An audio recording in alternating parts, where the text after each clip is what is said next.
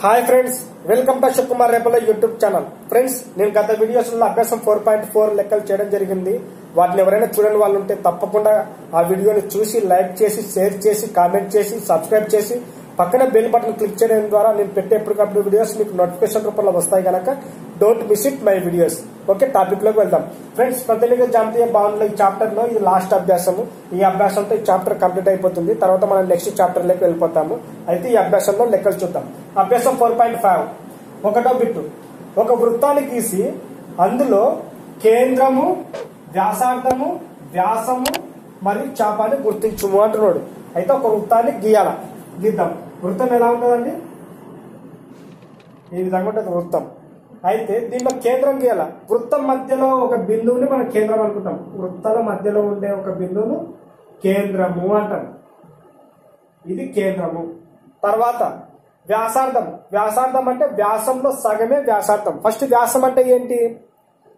వృత్తం పైన రెండు బిందువులను కలపడం వల్ల ఏర్పడే రేఖాఖండాన్ని ఏమంటామంటే వ్యాసము అంటాం. వ్యాసము అంటాము, అలానే జా కూడా అంటామని చెప్పుకున్నాం. దీన్ని మనం వ్యాసం అంటాం. ఇక్కడ నుంచి ఇక్కడ వరకు దీన్ని వ్యాసము. వ్యాసంను డితో సూచిస్తాం. డి అంటే ఏంటి? డయామీటర్. డి అంటే డయామీటర్ అంటాం. నెక్స్ట్ దీనిలో ఈ వ్యాసంలో సగ భాగాన్ని ఏమంటాము?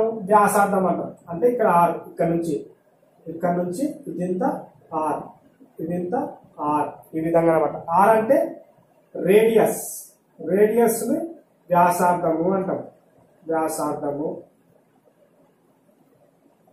ఇది అంటే వ్యాసంలో కొంత సగ భాగాన్ని ఏమంటామంటే వ్యాసార్థం అంటాం. ఇప్పుడు కేంద్రం తెలుసు, వ్యాసార్థం తెలుసు, వ్యాసం తెలుసు. నెక్స్ట్ చాపం. చాపం అంటే వృత్తంలోని మొత్తం భాగాన్ని ఏమంటామంటే వృత్త పరిధి లేదా వృత్త చుట్టకొలత అంటాం.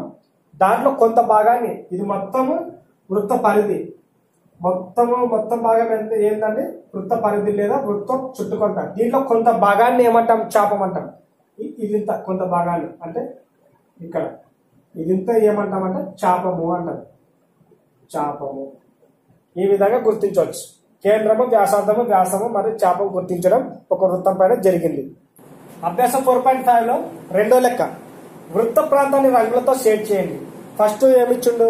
సెక్టర్ను ఎరుపు రంగుతో, రెండోది అల్పవృత్త ఖండాన్ని పసుపు రంగుతో అంటున్నాడు. సెక్టర్ అంటే అర్థం ఏంటి? ఫస్ట్ చాపము మరియు రెండు వ్యాసార్థాల చేత చుట్టబడిన ప్రాంతాన్ని సెక్టరు అంటాం. ఈ సెక్టర్ ఇది చాపము మరియు రెండు వ్యాసార్థాల చేత చుట్టబడిన ప్రాంతాన్ని దీన్ని సెక్టర్ అంటాం. ఈ సెక్టర్ ని ఎరుపు రంగుతో షేడ్ చేయాలి.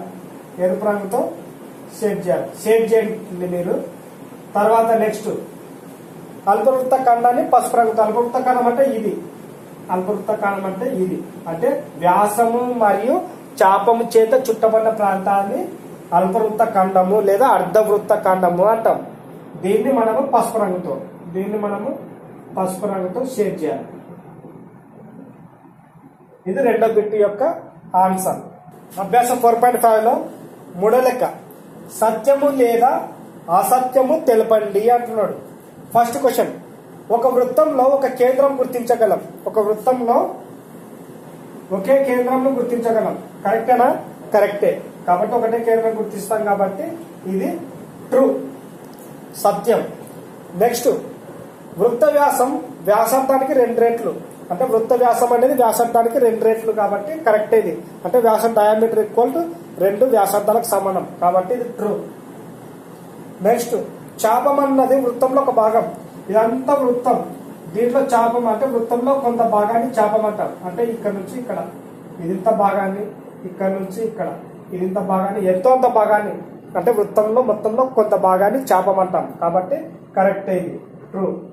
నెక్స్ట్ అన్ని జాలు ఒకే పొడవును కలిగి ఉంటాయి. అన్ని జాలు ఒకే పొడవు కలిగి ఉంటాయా? కలిగి ఉండవు. కాబట్టి ఇది ఫాల్స్. వ్యాసార్థాలన్నీ సమానమైన పొడవును కలిగి ఉండవంట. కలిగి ఉంటాయి అవి.